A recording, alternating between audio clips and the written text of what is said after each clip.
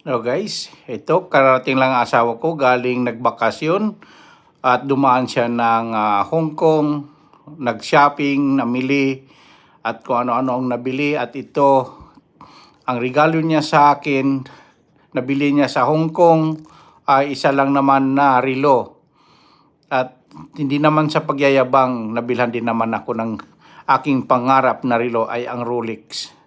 Kaya mahalin ang asawa para mabigyan ng lahat ng gusto, may bigay. Kaya ayan. Kaya ito, pagluluto ko siya lagi ng crispy pata para mabilan sa sunod naman. Sana naman sa next na regalos, next year, rado naman. Kasi may Rolex na ako, may Tag Heuer na ako. Kaya pangarap ko, rado naman next year. Ito, may Rolex na ako eh. Kaya mahalin ang asawa.